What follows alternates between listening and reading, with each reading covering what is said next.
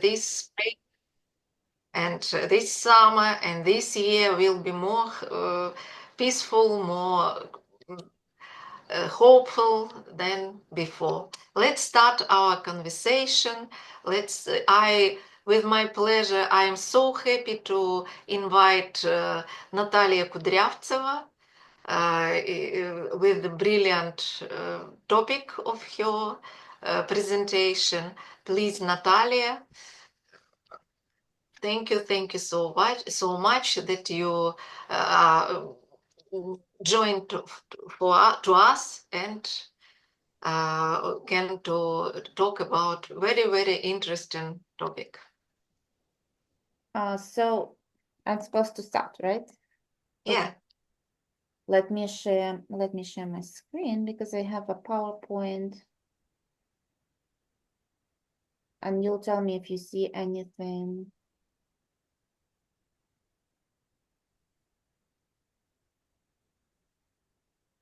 And now it should go full screen. Okay. Do you see my slides? Yeah, okay, good. So if they don't move, just tell me. But they should move. So my today's topic is just a little bit related to philosophy, but it is still related, but more it is on sociolinguistics. It is related to the field, and it is done in the field of sociolinguistics. And I'm going to speak about a phenomenon which you, I'm sure, are familiar with. This is a phenomenon which was prominent, and I think is still a bit prominent, but which was prominent particularly just after the beginning of the full-scale invasion, the phenomenon of changing one's language, namely transitioning from Russian to Ukrainian in daily use, basically in almost all contexts of use, or simply embracing or enlarging one's use of Ukrainian in comparison with Russian. So this featured prominently in international media, and you see all those titles. But not right now. It was more visible in 2022-23, but still the process is going on, and I would like to deal with this topic, to discuss this topic today in the following 4 points. So I will start with a theoretical framework. Since it's a topic in sociolinguistics, I have to introduce you to some theoretical concepts, such as new speakers, language ideologies, and linguistic hierarchies, which will be useful for the analysis and the interpretation of the findings. Then I will explain the nature of linguistic conversion in Ukraine and present my study, including my methods and data. Then I'll present some findings, the most important findings. And as usual, traditionally, I will discuss these findings using the theoretical framework, and I will arrive at some conclusions. So to start with the term new speakers. New speakers, this term originated in the stream of research on minority languages, namely European minority languages, such as Irish, Catalan, Occitan, Basque, and other minority languages in Europe. Some of them are endangered. But I suggest and I see this term applicable also for the context of Ukrainian individuals who decide to transition from Russian to Ukrainian, because I take this particular definition of new speakers as social actors who use and claim ownership of a language that is not, for whatever reason, typically perceived as belonging to them. Because in the context of Ukraine, Russian speakers, those people who speak or used to speak Russian as their first language on a daily basis are not typically associated with Ukrainian. So Ukrainian is not typically perceived as a language that might belong to them, and they really have to claim their ownership of the language. So the idea of language as owned by some kind of speakers rather than the other kinds of speakers is central to this study.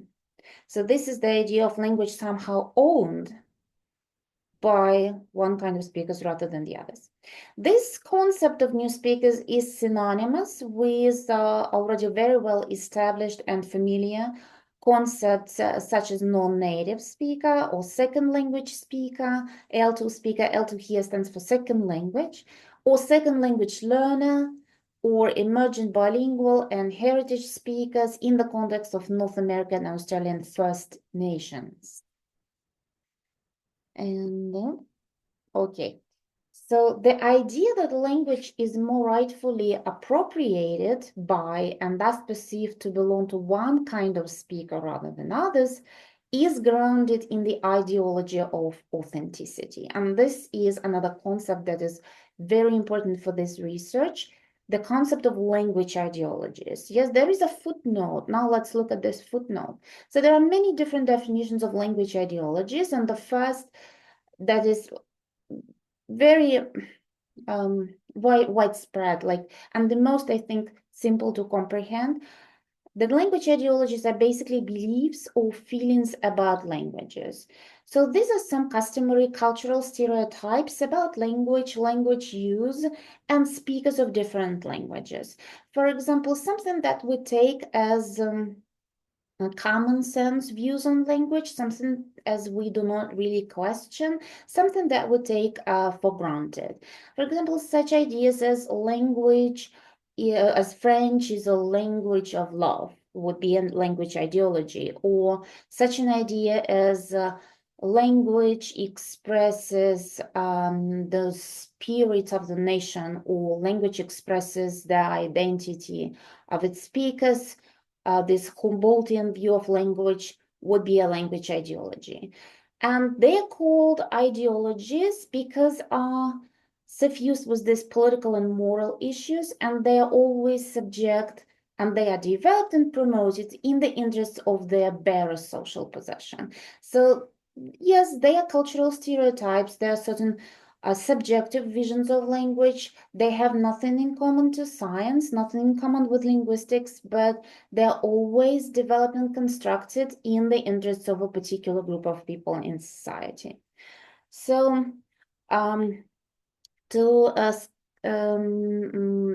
fit maybe to make a relation to philosophy here, I would probably recall Pierre Bourdieu's notion of habitus.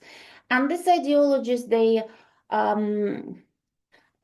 so entrenched that they make up this habitus in Bourdieu's sense. So some very common sense ideas that people readily consent to, and they obey these ideas without even noticing it. And these ideas are so natural for them and self-evident that they never question them. So this is the idea of language ideology, and the idea that language is owned by one kind of speakers rather than the other is, of course, an ideological idea. And this idea rests on such language ideology as authenticity. Authenticity portrays languages as entrenched in particular territories and related to particular speakers. So languages as linked to a particular identity. As Catherine Woolard writes in this book of hers, language whose authority is based on the ideology of authenticity is always inevitably heard as somebody's language. So when we think about this language, we're always necessarily related to some group of speakers, particular group of speakers. As a counterpart for this ideology, Woolard proposes another ideology, which she terms anonymity. And this is an ideology which portrays languages as belonging to everyone, so belonging to everyone and no one in particular, as they're perceived as neutral mediums of communication. For us, for those people who are speakers of English as a second language, including myself, English is perceived as just as a medium of communication, and to me, it does not really belong to anyone in particular. So this is nobody's language. This is an idea of language. It's nobody's language, and this is the vision of English as a lingua franca. Just to give you an example. These language ideologies are really important because they inhere and inform the so-called socially constructed linguistic hierarchies, and it is also something that people imagine that doesn't really exist. It does not have anything in common with science of language, but people believe that these hierarchies exist, and they are based on the ideology of authenticity because it portrays languages owned by particular speakers. For languages that are not yet standardized, this hierarchy is often based on norms, and you see it in the left hand. Yes, on the left hand of this, on the left hand column. So norms is an abbreviation, and it stands for non-mobile, older, rural males.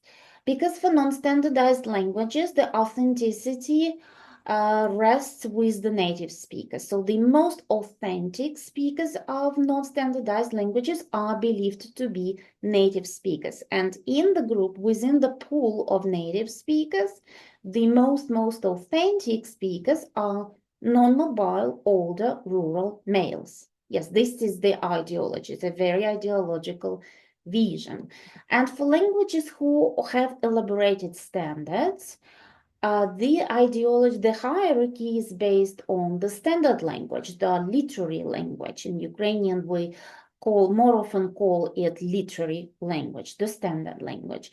And at the top of such hierarchies, we find language experts. Language experts are, of course, language teachers, language professionals like editors, like copywriters, maybe, professors of this language, and writers, yes. So people who are usually associated with the most proficient knowledge of this language. And then come proficient speakers and lower native speakers. And in both of these, and you see that both of the idealizations, and these are idealizations, because the top speakers, native speakers and language experts are idealized. They are not necessarily ideal in real life. It doesn't mean that they do speak an ideal version of any language, but they are idealized in public imagination, and they are thought to be endowed with the highest authority in terms of this language. So they are thought to be the best kind of speakers. So both of these idealizations are based on purity, and authenticity, you see, rises, and the arrow is supposed to mean that authenticity rises from the lowest to the highest level. And in both of these hierarchies, new speakers are placed at the bottom, as you see, and they are denigrated, and they are delegitimized because they are often related to non-standard use, non-native accents in the first case, and non-standard accents and hybrid use, mixed language in the second case, because new speakers are people who transition from speaking one language to speaking a different language as adults, many as adults, and they might still retain some knowledge of the first language, and of course the first language interferes, and this is known as cross-linguistic influence, and they, whether they want it or not, but they may mix, and their language may be hybrid to a different extent. In the case of Ukraine, so the post-Soviet tendencies of Ukrainian language standardization were based on the principle of de-Russification, as they were directed at the revision of previously established norms, and language standardization placed an exclusive emphasis on purification from Russian influence, because there was Russification during the Soviet times. In post-Soviet Ukraine, there was a believed necessity to purify, sort of to liberate the Ukrainian language standard from the influence of Russian. And the idea of purification from Russian was especially prominent in the 1990s. The authority of native speakers is challenged in the Ukrainian case because their language is believed to be polluted with Russian influences, is believed to be impure, so they cannot be seen as ideal speakers as language experts. And the acquisition of pure standard Ukrainian is typically seen as possible only through formal education. So if you want to acquire pure standard, and in the Ukrainian case, this is the only legitimate variety of the Ukrainian language, you should go to school or university. This is the only place where you can acquire the pure standard Ukrainian, so sort of the real Ukrainian language. And Surzhyk, which, as you might know, is the Ukrainian-Russian mixed speech, is of course delegitimized and denigrated as a contaminated language.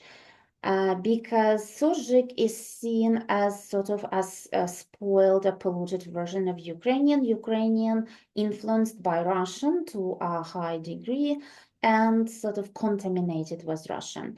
And we see that in the Ukrainian case, we see that the authority of Ukrainian is based on this hierarchy, which emphasizes the standard language, the literary language. So the real, again, we'll say real in inverted commas, the real language, the real Ukrainian language would be the standard.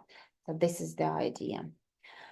Linguistic conversion, as I said, gives us a chance to question these ideologies. Well, first of all, linguistic conversion in Ukrainian, which is referred as perechid in Ukrainian, which means a crossing over, transition, and usually means the decision to change one's daily linguistic practices as a personal act of patriotism and contribution to nation building. This is the definition of linguistic conversion, which was suggested by Lada Pilenyuk, and she published this article in this journal in 2020.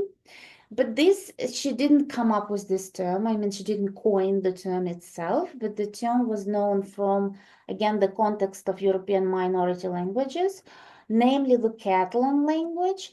And originally, linguistic converts, so these new speakers, mean L1 Castilian speakers. So L1 speakers of Castilian as a first language, who took on Catalan dominant language habits later in life, and they were so successful that they were often able to pass as native Catalan speakers. And again, this is the term proposed by Catherine Woolard, who did extensive research on Catalan and suggested these terms and definitions. So in the Ukrainian case, the difference is that the emphasis is not on proficiency. The emphasis is not on how well they actually speak Ukrainian, but the emphasis is on the fact that they are full-time speakers. So here, Lada Pilenyuk suggests that new Ukrainian speakers are first and foremost full-time speakers, as they abandon their first language completely, and they undertake a transition to the new language in all contexts of use. It means that new Ukrainian speakers, linguistic converts in the Ukrainian case, may still require some training in the Ukrainian language. They may still need some learning, and their language may be far from pure language. Yes, again, pure is always in inverted commas because it is an idealization. So their language, the language they speak, may involve a lot of mixing. So my study of this process, of this phenomenon of linguistic conversion, involves 21 participants who can be referred to as linguistic converts, as new Ukrainian speakers, because they claim a transition to Ukrainian from Russian, and they claim a complete transition. And they were recruited among people who also put some effort into learning the Ukrainian language. So they do not simply claim a transition, but they also want to speak sort of better Ukrainian. And they recruited among attendees of volunteer Ukrainian language initiatives, such as the two largest nationwide networks, free Ukrainian language courses, and it is their logo at the top of the slide, and United. And by united, they mean that people united by a common language, and their logo is at the bottom of the slide. And there was also one more local initiative which was established in 2021 in Kryvyi, and I also worked with some people from this initiative. So my main method was biographical, the method of biographical interview. It doesn't really provide data on how people actually speak, because you cannot check what they tell you. But the only possible way to check how they actually speak and which languages they use in which situations is by doing a participant observation. But biographical interview is enlightening if you want to get some interpretation of their linguistic behavior. So that is why it's written here that 21 participants who claim a transition to Ukrainian from Russian.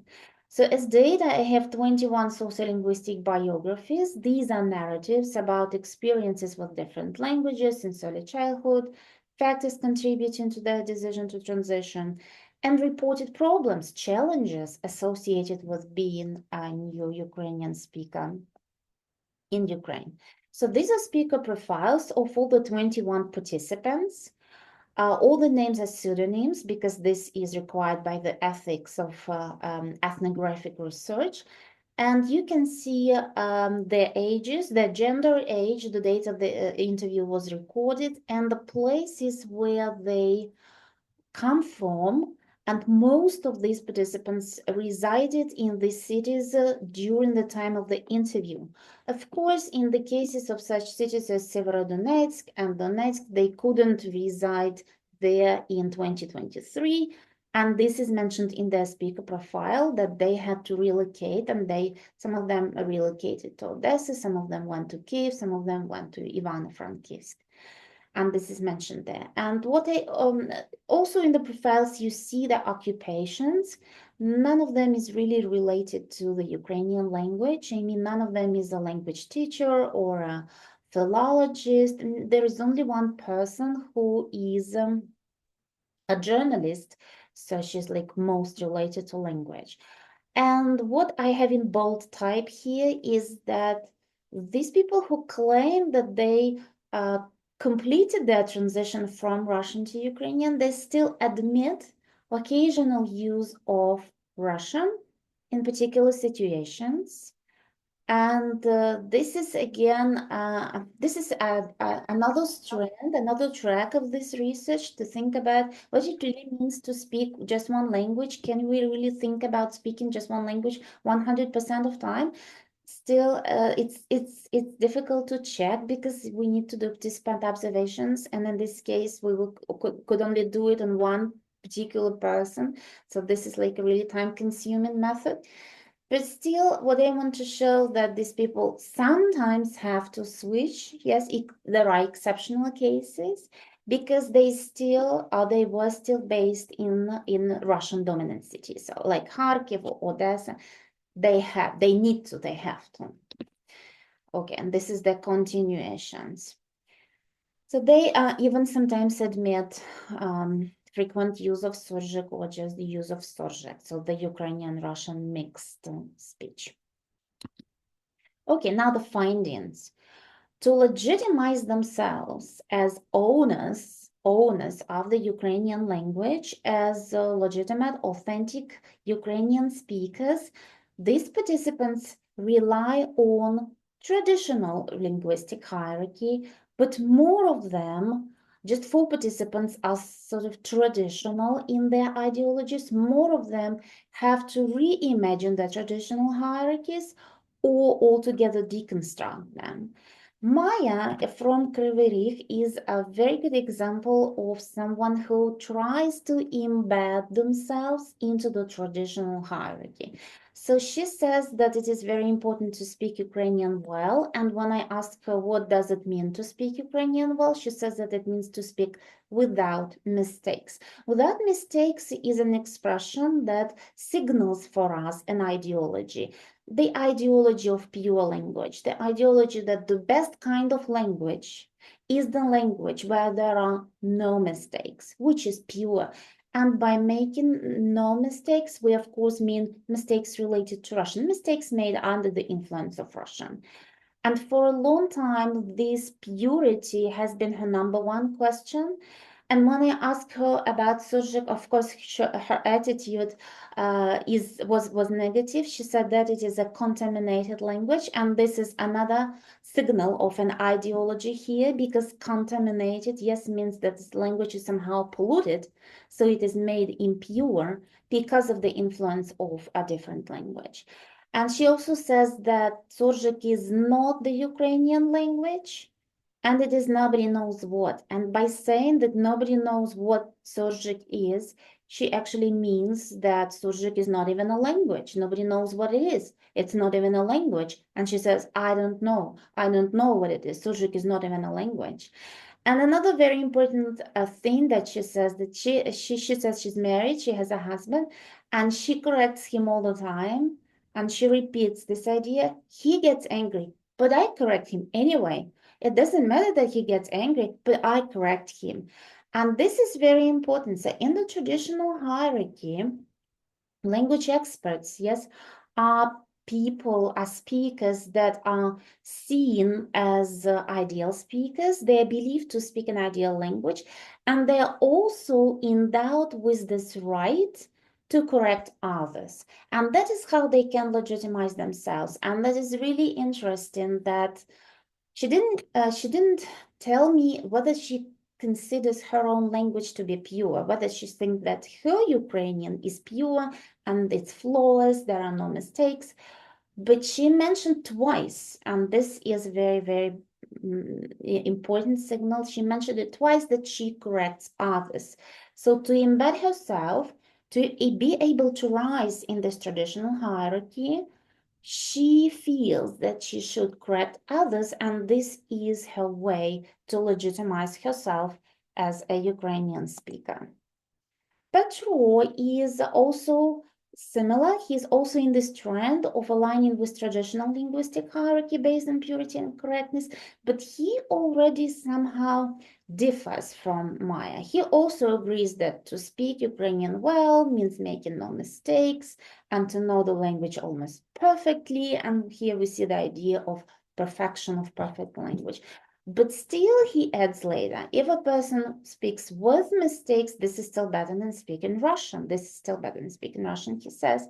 But of course, certainly it's better to master Ukrainian completely. So unlike in the previous case, we have the idea of comparison. Yes, it's not Surjik that is opposed to Ukrainian, that is opposed to the standard Ukrainian, but it is Russian. Russian sort of comes in, another new language comes in into this comparison, into this hierarchy, and that is how Surjik can be elevated a little bit.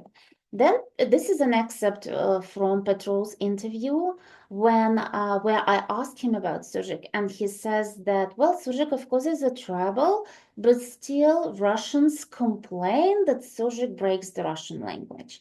And this is a different idea from the previous case, because while Maya insisted that Surjik is a contaminated language, and her idea was that it is Ukrainian that is contaminated by Russian, here the idea of Surjik is quite opposite, because the meaning of Surjik breaks the Russian language is that it is Russian that is influenced by Ukrainian. So it is the opposite kind of influence. So it is Ukrainian that influences Russian, and that is how Surjik emerges, and that is what Russians don't like.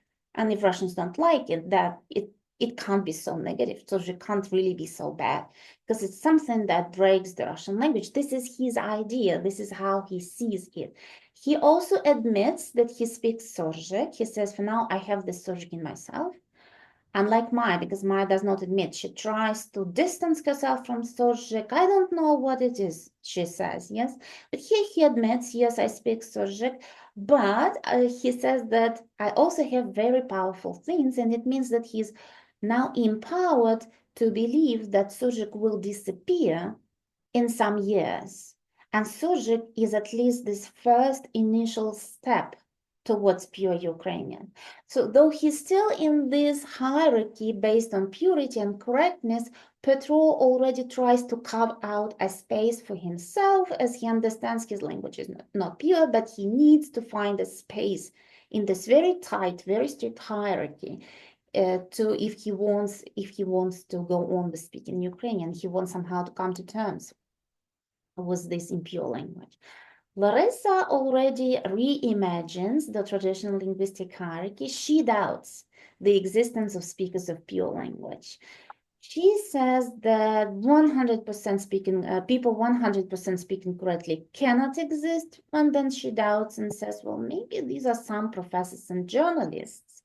And she means the language experts, of course, and by saying some, she implies that she herself has never met them. So they are so exceptional. These people can be so rarely met in that well, maybe they don't even exist. Nobody has ever seen them. This is her idea. And if you've never met such people who are perfect Ukrainian speakers, maybe they don't even exist. So she's already going farther than Petro in her vision of this hierarchy. And Vladislav gives a lot of different ideas in his interview, and he starts with aligning with the traditional linguistic hierarchy. He agrees that correct language use comprises a complete mastery of Ukrainian. At the same time, he normalizes mistakes. He says that mistake is a normal phenomenon. And then he differentiates between different situations. He says that there are such contexts which require standard Ukrainian, such as defending a dissertation or delivering a lecture, but there are multiple other contexts when the standard Ukrainian is really good, does not fit. And stand that in all the other contexts of everyday informal communication, Ukrainian mistakes will be authentic. They will not be artificial, not purified. So what he means is that non-standard Ukrainian also has a right to exist, and it may well be used in many different informal situations. And Vladislav also challenges the ideas that top speakers are uniform. He challenges the idea of top speakers. One way to challenge this idea is that they are uniform in their opinions of language. And it is very interesting how he verbalizes the hierarchy. He says, if one rises high in the Ukrainian language, look at the expression rises high. So he basically verbalizes this idea that to obtain a complete mastery of the language, you sort of you're supposed to rise. Yes, you're supposed to go somewhere upwards, to go to the top. And this is the verbalization of this imagined hierarchy. And such phrases tells us that these hierarchies, they really exist in public imagination. So that is how people imagine language and different speakers. So if one wants to rise high in the Ukrainian, if one rises high in the Ukrainian language, there also be such interpretations which are ambiguous. And by saying that, he basically challenges the uniformity of this top level. He wants to say that even the top speakers, even the ideal speakers, the language experts, are not unanimous. If you ask them about some usage or some rule, they will not give you one answer. They will have different opinions on one thing. And this is what makes them not really authentic in his view. And Andrei goes further, even further, because he totally deconstructs this traditional linguistic hierarchy. He says that there is no pure language, and this is an idealization. And he says that it repelled us from the Ukrainian language. And by saying us, he includes himself into this category of new Ukrainian speakers. And he also insists that this idea of pure language was thrown in intentionally. By which he means that this idea exists in the interest of a particular group of speakers. And we also see in this excerpt that people feel that these ideologies are not just mere views or beliefs or visions of language, but they exist in the interest of particular groups in society. He disagrees with this because there is simply no space for him as a new Ukrainian speaker in this hierarchy. That's why he rejects this hierarchy. And more participants that I interviewed, they align with, they don't align. They construct an alternative hierarchy which is based on fluency. So while only 4 participants in this sample of 21 people aligned with the traditional hierarchy, all the other 17 other participants, they somehow tried to construct an alternative hierarchy where there would be a space for them as speakers of, let's say, impure language. And fluency, there is a footnote, and it is also important to learn the difference between fluency and proficiency. These are linguistic terms, and proficiency means mastery of a language, competence in the Chomskyan sense. To make it simpler, proficiency means the knowledge of rules, basically the knowledge of grammar. This is the knowledge of grammar and the ability to use the rules, to apply these rules correctly in practice. So the idea of competence is all is related to correctness. It's all about correctness, while the idea of fluency is related to performance. It doesn't really matter how mistakes you make. What matters is that you speak fluently. You speak without any visible effort. You speak without any pauses in your speech, and you speak sort of naturally. So, of course, these participants do not know the linguistic definitions, and they ideologize this idea of fluency. They imagine that fluency is confidence, or they relate fluency to speaking quickly or to having sufficient vocabulary. So all of them have their own ideas of fluency. And also it's very interesting how they rebrand Surgic as a local dialect. So there were many participants who agreed that Surgic is in fact a local dialect, and this is the idea that they get from these grassroots Ukrainian language classes, from these clubs run by the volunteers, and this is very important. And Lisa, for example, compares the visions of the Ukrainian language constructed at her university education, where they said that Surjika was a contaminated language and they used to think the same in their family. But now meaning after she joined this Ukrainian language clubs, she understands that no one will ever learn the language perfectly. And in her interview, she also says that it became much easier for her to speak Ukrainian and to learn Ukrainian after she realized that Surjik was not quite a problem. Surjik was not quite something really bad. Surjik was not something to be avoided. And Marina, who attended a similar language club in Zaporizhia, also mentions her club's moderator, Miss Olena, and she says that they discussed Surjik. There was a discussion, and I interviewed this moderator separately, and this moderator, Miss Olena, she gave me an idea of her vision of Surjik and the discussion and what she told them.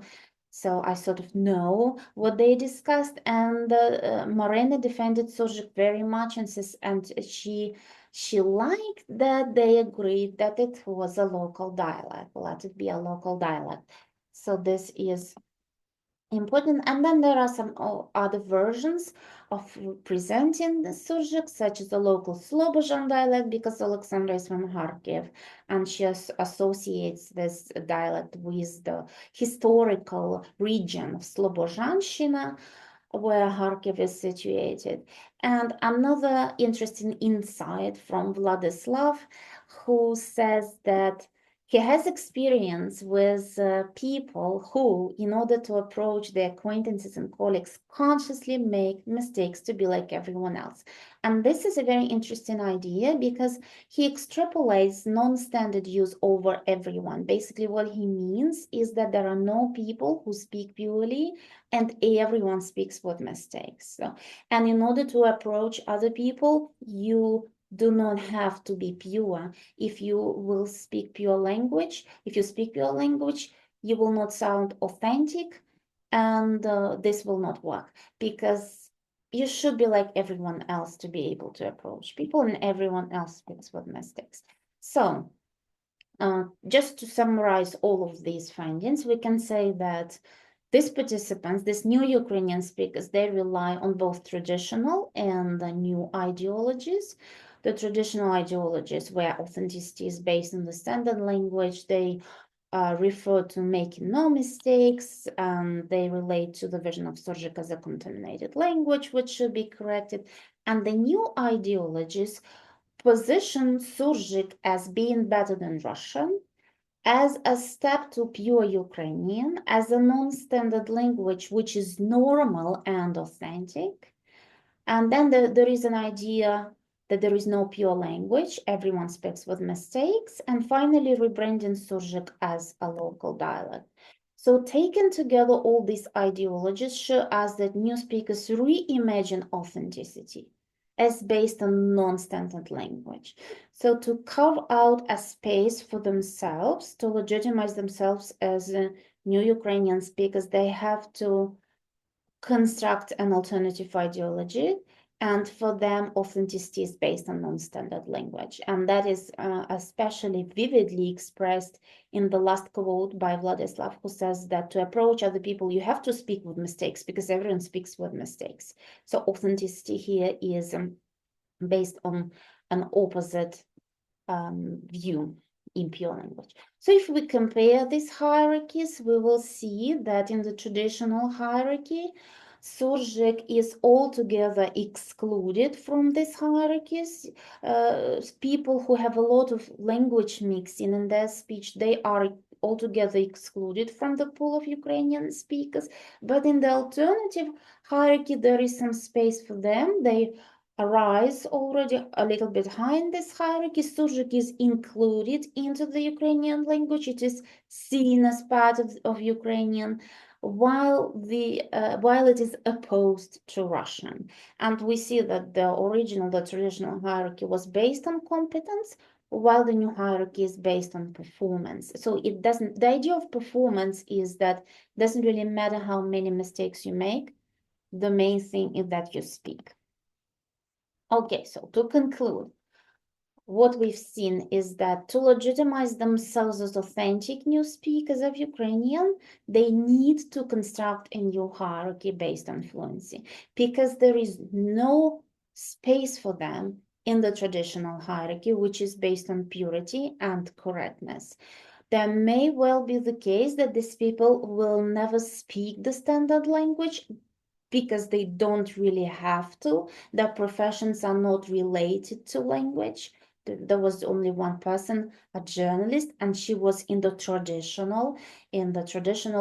strict ideologies pool, and they will not probably ever speak, and they understand it, and they still want to speak Ukrainian, and that is why they need to construct an alternative hierarchy. Otherwise, there is no space for them. And that is how they move from this marginal position of Surgic speakers to an empowered position of people who at least try to speak Ukrainian. In the new hierarchy, these new speakers are no longer positioned at the lowest stage, as we saw, and they reimagine the speakers of a local dialect, which is perceived as authentic. And I think the most interesting question is, how is this possible at all? Well, of what happened? Yes, why it was so traditional and so strict, and everything had to be so pure before, and now it is different. Well, first of all, and I mentioned that I try to emphasize the fact that they all attend these Ukrainian language clubs, and they get certain ideas from their club moderators. And what I find is that they get the new hierarchy from their moderators. So those who are sort of responsible, those people who are instrumental in this reconceptualization of the Ukrainian language, are the authentic speakers themselves, are language experts. So it is only language experts, such as teachers, who can tell other people that they can speak Ukrainian and that they speak well enough. So it would be very hard for new speakers to come up with this idea themselves, because they are under such pressure from society and from this entrenched ideologies of purity that they cannot really question them. It is difficult. But if you have an authentic speaker, legitimate speaker, such as the teacher, telling you that Surgic is okay, it is a local dialect. If you make mistakes, it's okay, mistakes are normal. Then it's much easier to grasp this new vision and to align with it. And of course, everything that I have just described is happening against the background of the Russian aggression and war. The Russian language is linked to the oppressor, and that is how it is delegitimized. And against the legitimization of Russian, Surgic can be elevated and legitimized as part of the Ukrainian language. I don't know if this ideologies persist after the war, when the perception of Russian may changed. I don't know that. So there is more research to be done after the end of the war. But for now, I can say that these inclusive ideologies, they are dominating. So these are my references. Thank you. Thank you so much. It's a brilliant presentation, and there are many philosophical and theoretical ideas you discuss it now. One of the most philosophical discussion or presentation at the time of our philosophical seminar. Please, Christoph Lumer, your question. No, I have no question. I only send my approval and my admiration. Thank you. Thank you. Any questions, any discussion? Elena, and after that. Yes, thank you very much for this incredibly interesting talk. And I have two questions. First one is about bilingual speakers and bilingual citizens. How we can define bilingual speakers, taking into account language ideologies you mentioned about and it's interesting because from my own observation I can tell that bilingual citizens become more and more common phenomena in the European Union, and I think it's a common situation for the United States, because United States is a state of immigrants. And my second question is about Surgic. I wonder if we can, if it's possible, consider Surgic as a form of language creativity, maybe. Is it possible that Surgic can lead to emerging new worlds, for example, or something else? Thank you very much. Thank you for your questions. Well, in terms of bilingualism and multilingualism, yes, sometimes these terms are used interchangeably. And well, it is a very, very widespread phenomenon. So according to the recent estimate, the majority of the world's population are bilinguals and multilinguals. So around 60% of all the people in the world speak more than one language. And it is how multilingualism has been recently projected as the norm. So while in the 1960s and 70s, there still was an idea that monolingualism was the norm. Monolingualism is the norm. So what is normal for a person is to speak one language. And if a person speaks more than one language, it was seen as a deviation from the norm. But with more research into this field and with certain theoretical developments in the field of sociolinguistics itself, now it is well known, well, at least for linguists, that multilingualism is a norm. So it is normal to speak more than one language. It's not a deviation. And well, it might seem strange for us in Ukraine because we are so accustomed to the idea of monolingualism, of speaking just one language, yes, which is sort of portrayed as normal and as desirable, that it may sound strange. But if you read the recent research in sociolinguistics, if you even read the textbook, any textbook on multilingualism, it will tell you from the first pages that multilingualism is a norm. And I currently have a course with my teacher. I'm teaching a course to my graduate students on multilingualism and translation. And this is our first lecture when I say that like over 60% of the world's population are multilinguals. They speak more than one language, and this is a norm. So we just do not have these ideas on the level of common sense knowledge, on the level of something that is natural to us. That is why it may sound, strange to us, but it's not strange, it's not new. May I make a little comment to this? How to explain it to Russian leadership and to modern United States leadership? Because what we heard recently, Ukraine should return Russia some regions because they are Russian speaking, so-called Russian speaking, because there are no Ukrainians, only Russian speaking Ukrainians. They are bilingual speakers as a rule. And so it's why I was asking. Thank you.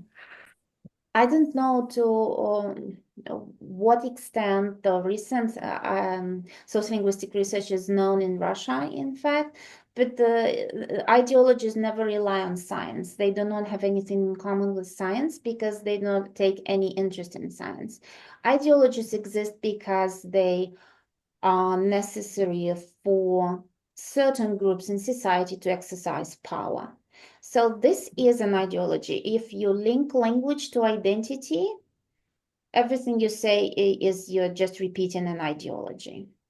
It's not a fact. I know that it may sound strange to our members of our audience from Ukraine, but the link of language to identity is ideological. It's not based on any scientific fact. And this is the ideology that underpins Putin's claims of sovereignty over the Russian-speaking population. So the link is very straightforward. If they speak Russian, they're Russian by their identity. They're basically Russians. The link is very straightforward, but it is an ideology. And this ideology sort of explains and justifies what he does. Well, but if we talk about Ukraine, Ukraine never recognized Russian as one of its languages. So the only language that is legitimately linked to Ukraine is the Ukrainian language, while in fact there are speakers of more than 70 different languages living in Ukraine, according to the census, the only that we have from 2001. There are more than 76 languages spoken in Ukraine, with the population of speakers of more than 1,000. But when I mentioned my students in this course, when I said it, not everyone believed, and one of the students said, well, it's more than 70 languages, but I always thought that we only speak 2 languages, Ukrainian and Russian. So this is not discussed, this is not in public discourse, and well, I don't know, because the public discourse is ideological. It's not based on science. Russians have their ideologies, but we also have our own ideologies of language. And anyone has their own ideologies. It's not that we're some exceptional people. This is sort of habitual for any society. And in terms of surjik, yes, of course. Surjik, well, what you should understand surjik as a label. It is a mere label. It's not even a particular kind of language, and it's always really difficult to differentiate between surjik and a dialect. Because if you listen to the recordings of people living on the border of Ukraine and Russia and to the way that they speak, you will hear a lot of influences from Russian or from Ukrainian. It's not even clear from which language. on the either side of the border. So people living in Ukraine on the border with Russia and people living in Russia on the border with Ukraine, they speak very similarly. So how do you tell the difference between what is dialect and Surzhyk? It's very difficult. So Surzhyk in our ideological discourse is used as a mere label, and the goal of all this usage is to denigrate people. So if you say that somebody is speaking Surzhyk, that you want to immediately delegitimize this person, to portray this person as having no authority. And this is the idea of also introducing corrections. If you introduce corrections, then you're sort of positioning yourself higher than the other person. And that is how you can exercise power over that other person who you are correcting. And the latest discussions on mixed language use, on hybridity. Hybridity is not an exceptional phenomenon in Ukraine. Hybridity is very widespread, and it is especially widespread among multilinguals because they speak, no, this is not a good idea.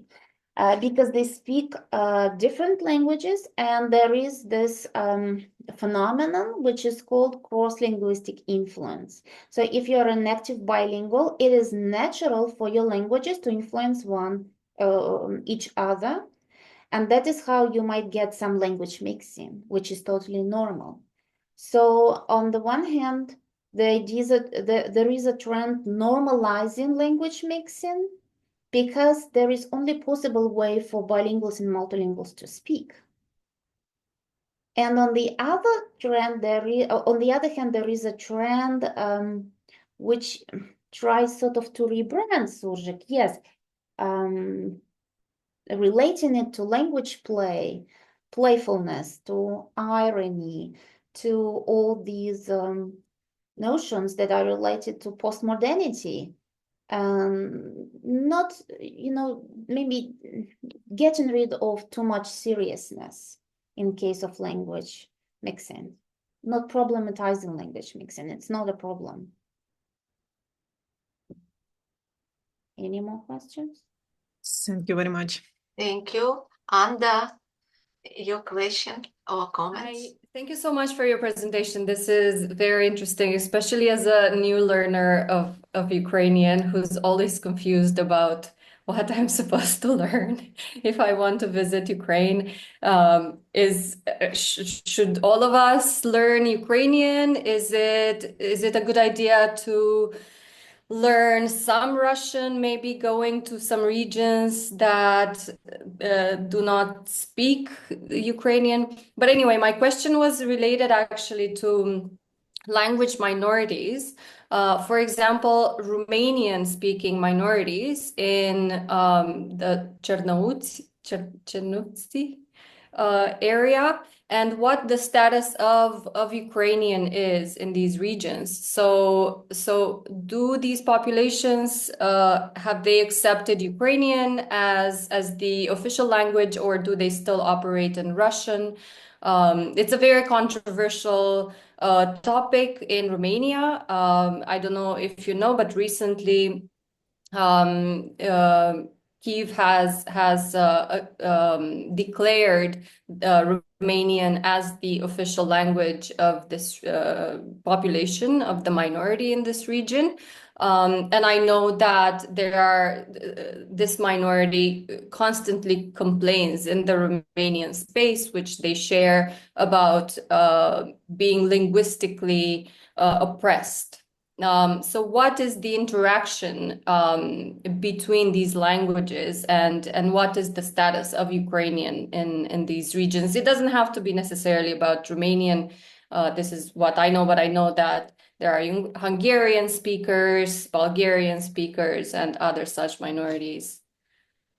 Yes, it's a very interesting and timely question. The status of Ukrainian in all the regions of Ukraine is the status of the state language. Yes, which means that this is the language of everything or that concerns is related somehow to the state. So it is the language of all the public domains, But private domains of private communication and the language of religious services is not regulated. So you can use any language in private communication. I do not remember any specific studies on Romanian as minority language in Ukraine. But if you mention Hungarian, Hungarians, yes, they complain all the time, and they advance the idea of linguistic rights, meaning that they have the rights to use their own language, Hungarian, not only in private communication, but also in public domains, meaning that they have the right to be educated in Hungarian, not only in the elementary stage, but also in the intermediary and yes, in the high school stage. Well, it is a very controversial question, I would say. I do not really do any research on minority languages, but from what I read, there is a lot of criticism from these minorities, specifically Hungarian and Romanian as well. Ukraine's language policy has been monolingual since 2014. And this is fixed in the 2019 law, which allows for some multilingualism, but only in some specific situations.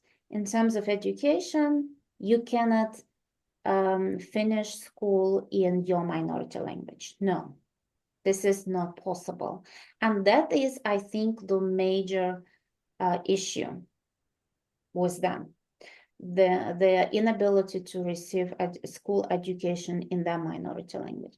But we also shouldn't forget that language is usually also a proxy for other issues, for political issues. And by complaining about linguistic rights, these minorities or somebody who, you know, is behind their backs may advance some political issues. So this situation has many different aspects, and to give you a detailed answer,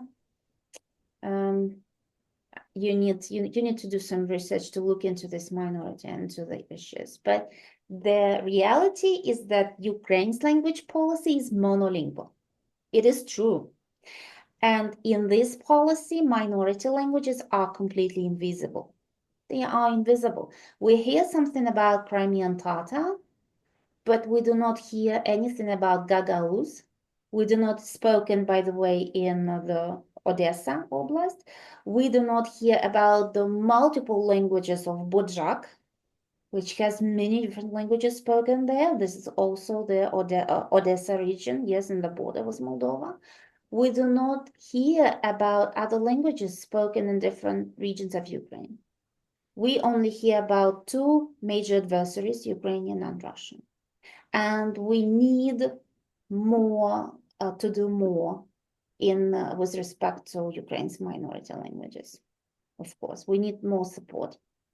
I think part of the EU integration process is going to be addressing the minority languages and the status of minorities in general. It's a long process. Romania was in the same situation many years ago, and although they're integrated in the EU, I have to say that they are not in a better position. So there's still a lot of dispute. So yeah. Yes, it is difficult because of this situation, a Soviet situation, yes, the so-called colonial situation and Russian dominance. Now it is difficult to comprehend the idea of multilingualism because many people somehow identify multilingualism with Russian dominance. They get this idea from Soviet times. But EU's language policy functions on the principle of multilingualism. So if Ukraine has any, and if Ukraine has any aspirations for the EU, so it has to elaborate, yes, a language policy which would conform with this principle of multilingualism. But there is still a lot of work to be done. Right, very interesting. Thank you so much. Thank you so much. Any questions, comments? I would like, dear Natalia, I would like to ask you, and it's my many thanks, not only for the presentation of the topic, new speakers, but for using of the biographical approach, practice of biographical interview. Biography is my philosophical topic and topic my doctoral dissertation about biography as a phenomenon of culture and methodological approach, how we can use biographical method in the investigation of the social, cultural, existential and any questions. And my first questions, what do you think? What are the new knowledges, new maybe ideas, new imagination you received from the interview about this topic? It's a topic of the macro level, but you are using micro level methods of some direct communication, personal, individual, and what is your opinion about this method? My remarks too, just now in Ukraine, if you know, is very popular method in the history of philosophy, oral history of philosophy, biographical interview that are proposed by Oleg Hama and Students' Society of the Oral History of Philosophers. And just now, just in the philosophical community, we are discussing the heuristic and cognitive and any potentiality of the such kind of method. What is your opinion? What is the heuristic and cognitive? It's my first questions after that second. Thank you very much. Yes, this is a very good question because biographical approaches are gaining in popularity.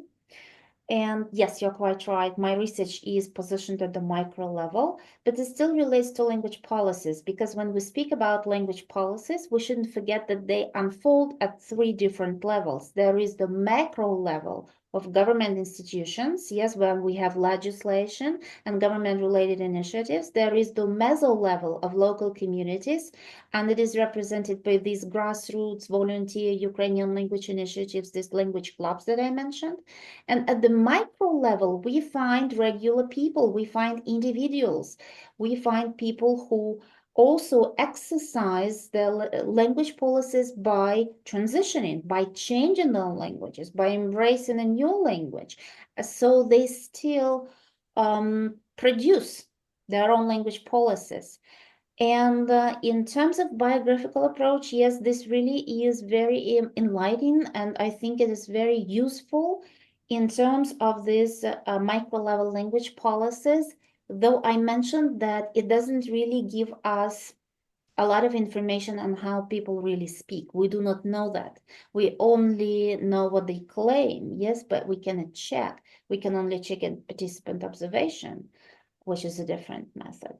But these methods of biographical interviews are gaining popularity in sociolinguistics. They are borrowed from sociology, and they showed effectiveness, especially in the situations of conflict and post-war situations.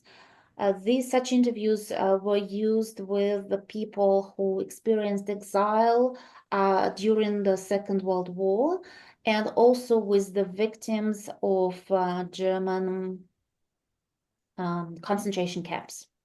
So biographical interviews was the method used on these people, and that is why I apply them in my own research, because this is the context of wartime Ukraine. So the interviews, these 21 interviews were collected already after the start of the full-scale invasion. These biographical interviews can be analyzed from 3 different perspectives.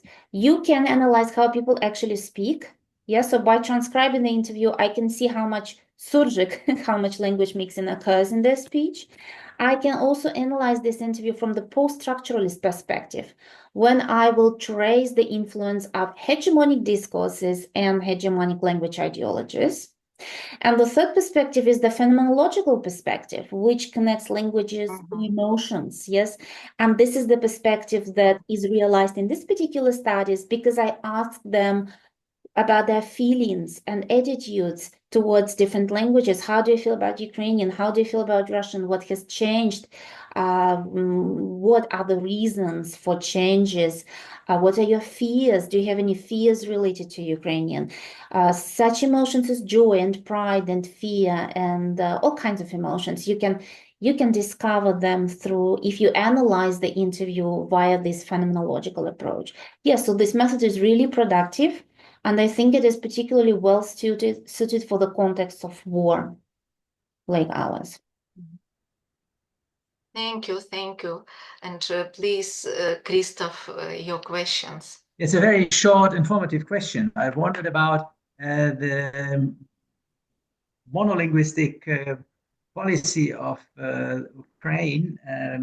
Was there eventually, given that the official policy of the European Union is multilingualism, and that Ukraine wants to be a member of the European Union, whether there was ever the idea of going to a policy of introducing, for instance, English as a lingua franca instead of Russian or things like that, if there was political considerations on this line?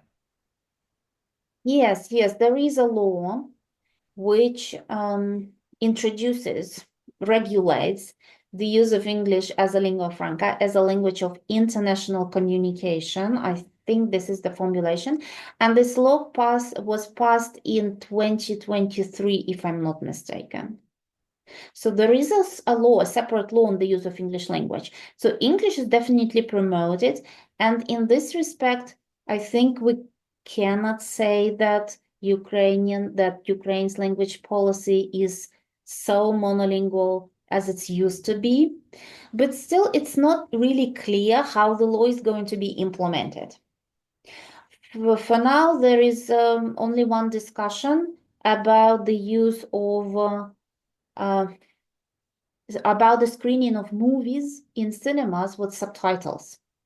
So there won't be any translation, but the movie will be in English with subtitles, and it drew a lot of dispute and mostly negative comments and criticism. And as far as I know, this has not been yet implemented. So I don't know how the law functions, how it really works, but the law exists. It's still probably not the time yet to think about the implementation because Ukraine faces more urgent, issues right now. But it is definitely one of the goals. I mean, the principle of multilingualism and the multilingual language policy is one of the goals for Ukraine in the future. That's how I see it. But not everyone would agree with me, I should warn you. Thank you. Thank you. Any questions, comments?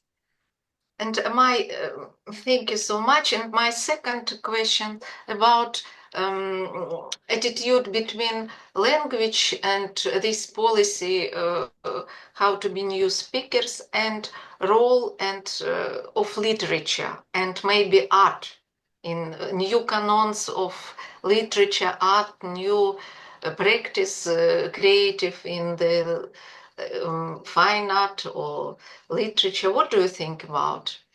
Especially literature, because the language are common field of this. Yes, literature is very important, because in their interviews, these participants also say that they try to read as much as possible. And it is very useful to have these language clubs in libraries, and usually they are held in libraries because this is also a chance for people to engage in reading more because they're already in a library, they may borrow a book. And they also say that reading in Ukrainian also helps them a lot. So this is a very useful practice. And they use some reading, they read some books during these language clubs as well. And what also is in great need, that's what I heard from them, is Ukrainian translations. Because during the Soviet time, almost all of the translations were made into Russian. And then some of these Russian translations were used as the basis for Ukrainian translations. So the translation was not even from the original language, but it was made via Russian. It was from Russian. And now there is a huge problem with Ukrainian translations. Ukrainian translations appear, but a lot of them are very poor in quality. And this isn't it, because people want to read not only Ukrainian literature, they also want to read world literature, and they need Ukrainian translations. That's what they told me. Yes, literature definitely plays a great role in this case. Thank you. Many reasons for dialogue, for productive dialogue in this field. As you know, same in the Ukraine, maybe the appearance of new practice of Ukrainian philosophy, philology, started from the translation. I would like to mention laboratory of Ukrainian translation, just of scientific translation. It was supported by one of my good friend, philosopher Vahtan Kibuladze, and many other philosophers. They choose, first of all, translation as a resource of the Ukrainian philosophy and humanities. Maybe there are some drawbacks of this, but it was one of the best way for building of the new Ukrainian philosophy and humanities, such from the translation and practice of the discussing of the new term, new terms, philosophical terms and something else. And often they came to conclusion that sometimes it's possible to use surjik or something create. I know how to tell it more precisely, but something not stable, but that has some creativity in the linguistic meaning. It's very interesting topic. Thank you. Yes, you're quite right. And what is surjik? Basically, surjik is a mix of languages. Yes, and you have two languages mixed. They're somehow combined in a mix. It means that, well, you deal with surjik when you exploit surjik as a resource. You rely on the resources of not just one language, but on the resources of two languages. Yes, and this gives you more resources. This gives you more creativity. You can use more. So this is a very good rebranding. Also, maybe one of the ways to rebrand surjik as a creative resource, because it definitely gives you more resources. But we are somehow, I don't know, for some reason, are so frightened with the idea of influences from other languages that we sometimes it is even harmful. I would say that it is even harmful for our own language. This is even harmful for Ukrainian, yes, because this is how English has been developing. English has been taken from many other languages. According to different estimates, there are from 40 to 60% of borrowings in the English language. And just recently, I read that there are 75% of borrowings in the English language. Can you imagine? 75% of all the vocabulary in English are borrowed. It's borrowed from other languages. So is it still English? Yes, it is, of course. And that's what made English so developed. English is today the most developed language in the world. this is the best studied language in the world. There is the greatest number of research has been done on English. So this is the best studied language, and this is the most developed language. It means that it has largest vocabulary and it has largest resources for human expression. And that is because English language has been borrowing from other languages. And we in Ukraine, within this framework of purity, we want to consciously want to deprive Ukrainian from all of this richness that may come from other languages. It won't pollute the language. It won't destroy the language. It will enrich it, and it will encourage its development. So English is a very good example. When we look at English, there are so many things that we could follow in terms of Ukrainian. Yes, and translation is definitely one of the ways that we could use, because there are a lot of borrowings that come through translation, and this is not bad. Some people think that it is bad and that we always should look for genuine Ukrainian word. Yes, we shouldn't use an English word, or we shouldn't use a borrowing, but we should always look for genuine Ukrainian word. But it's stupid, I would say, because this is a way to make this language smaller in terms of vocabulary. It is harmful. The good way is the opposite way. Thank you so much. Thank you. It's very, very interesting talking. It's very interesting discussion. I'm so glad that we have such kind of conversation today. If you don't have any comments, questions, please applaud maybe to some our... comments. Maybe you disagree, you have a different opinion, just say it.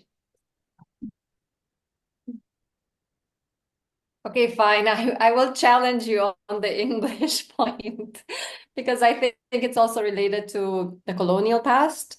It's also very much related to the ideology that this language put out in the world for a very long time.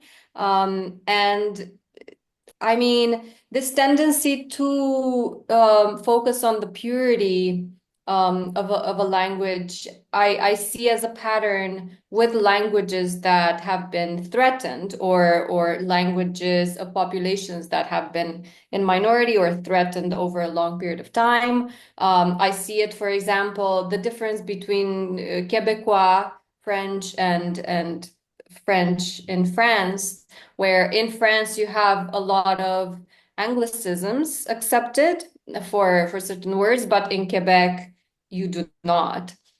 So as a learner of French in Canada, I was not allowed to use those English words if going to study in Quebec.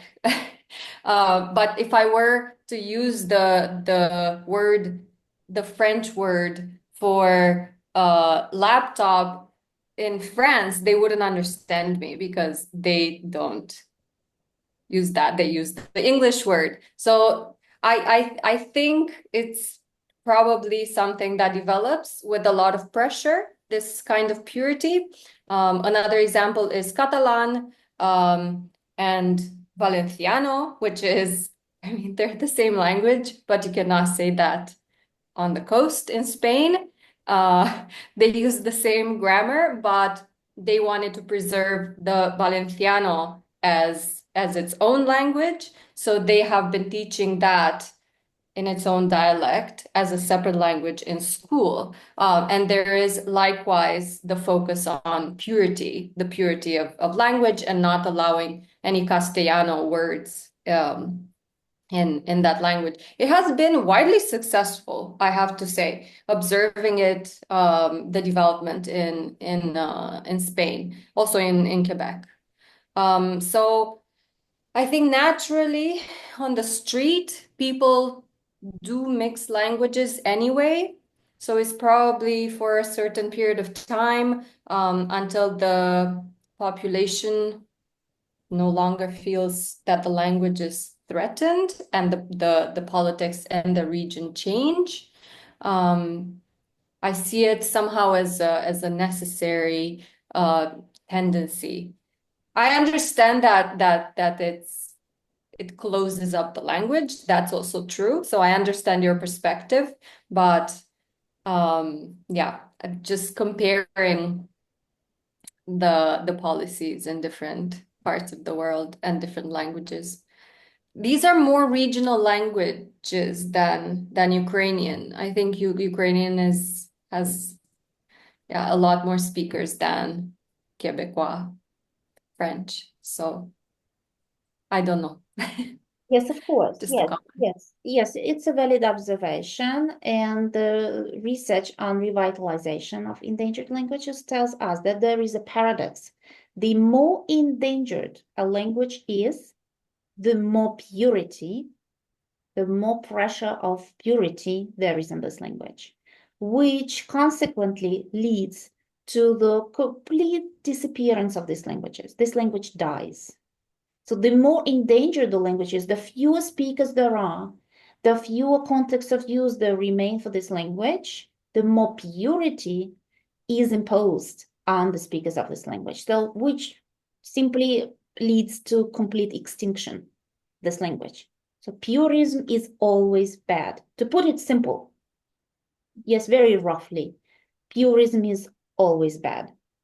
This what revitalization research tells us. I read a lot about revitalization and ideologies of revitalization because this is the paradigm that Ukrainian language has been traditionally discussed in Ukraine, that we need to revitalize Ukrainian.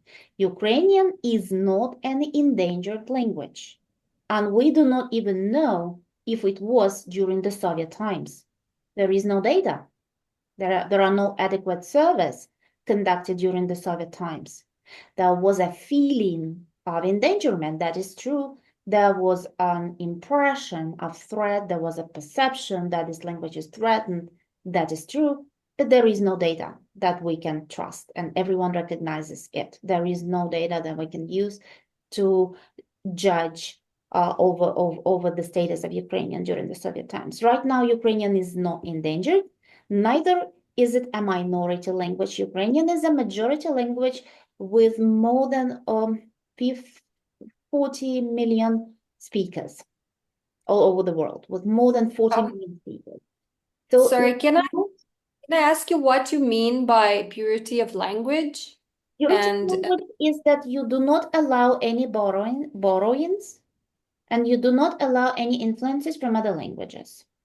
This is the idea of purism. You should keep your language pure. Do not allow any borrowings and no influences. This is the idea of purity. okay, but is there such a thing as a natural development of a language? Is there such a thing, because we have statehood and we have official languages? So as long as we have politics and ideology and specific policies related to language, can we really speak about a natural development of language? Of course we can. Of course we can. Language develops without our, whether we want it or not. And this is just another ideology that language can be controlled. Yes, it is the idea of standardization. Yes. And I showed you that this is just one of at least two possible ideas. You can have standardized languages, regulated languages, where you have the standardization committees working out norms and rules, how this language should be used, which words belong to this language, which words do not belong. But there are also other languages which are not standardized. They are not regulated. There is no standard. There are a lot of languages which do not have even alphabets. And there the authority is with the native speakers.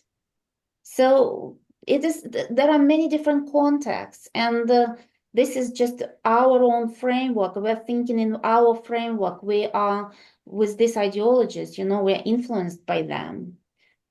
But as scientists, we should be able to get rid of them. This is the idea of critical sociolinguistics. We should be able to criticize and to see what is an ideology, what is not, what is real science.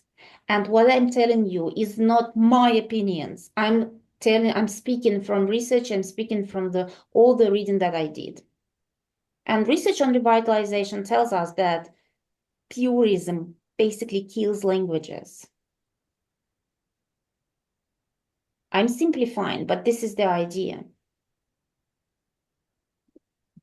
So do not be afraid to allow borrowings into this language. Yes, purism is typical for minority languages, for endangered languages. That is true. That is something to be expected in this case.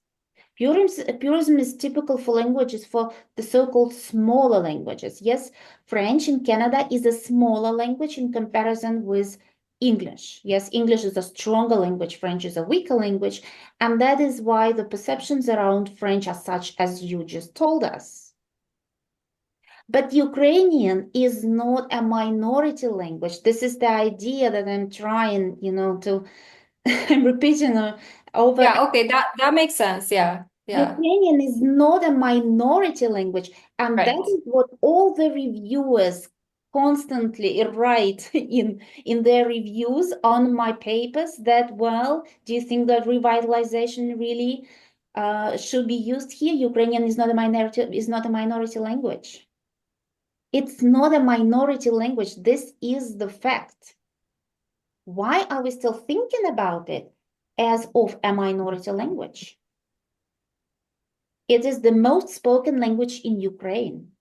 Ukrainian is the dominant language in Ukraine. It's not Russian, it's Ukrainian.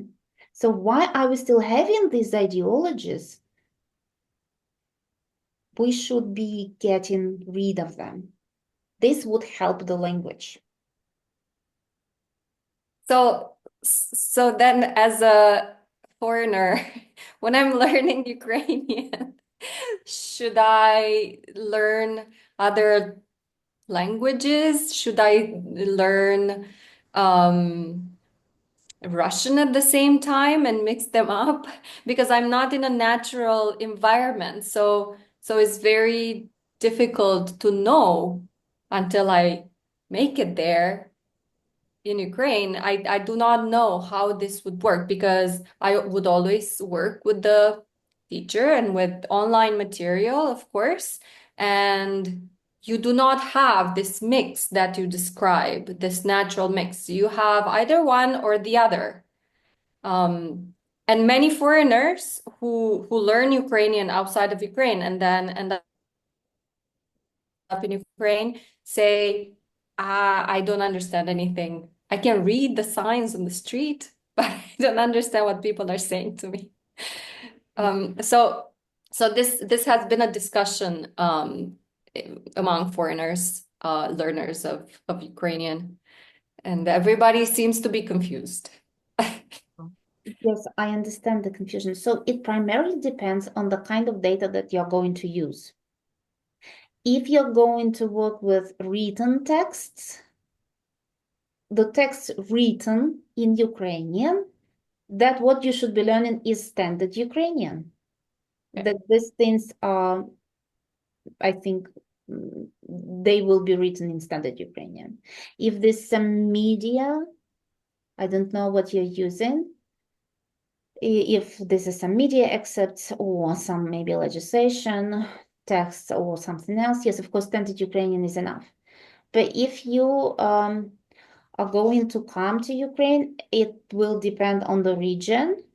If you're going to be in the West, Ukrainian is enough. But it also depends on where in the West. Because I think maybe in Lviv, Ukrainian will be enough. But for example, in Khmelnytsky, the dialect that they speak has a lot of influences from Russian. So you will be generally understand what they say, but separate words may not be understandable. If you are moving further east, you would need two languages, because you would never know which language somebody would be speaking. And it would really help you to understand mixing, to understand surjik, something like that, if you know both Ukrainian and Russian. So yes, it's complicated, but as a scientist, as a researcher, it really depends on the kind of data you're going to use. So maybe you don't need Russian. But I suppose you can start or continue study Ukrainian, and in Odessa there were many Russian speakers today, but you will be invited very with hospitality. All people will communicate with you on Ukrainian. Don't afraid, as Natalia said, don't afraid. Okay. We are open to Ukrainian in any situation. I tell about Odessa. They can change language our everyday for communication Ukrainian. It's not problem for us. So most people are perfectly bilingual then. Yeah. I would Maybe say, some surjik, it's a topic of Natalia. They started to study, to use Ukrainian with mistakes, without any purity, but you can understand in any case. It will be communication and how to understand more precisely. With pleasure, it will be maybe our pleasure to do something else, something in this case. Thank you. Very interesting, productive, and fruitful communication. Enjoy, real intellectual enjoy. Thank you so much. And have a nice evening, have a nice summer, have a hope, peace, and belief we will come to victory of Ukraine. thank you for inviting me. Thank you for your questions. A lot of thought-provoking, interesting questions. Thank you for this discussion.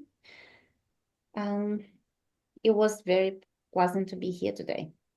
I suppose we will continue our communication in some maybe any conversation, conferences, correspondence, because it's will be continued. And Anda, you are welcome in Ukraine. Oh, thank you so much. So happy to be here. So interesting every time. Thank you. Many thanks to Natalia and Ina. Thank you. Thank you. Thank you.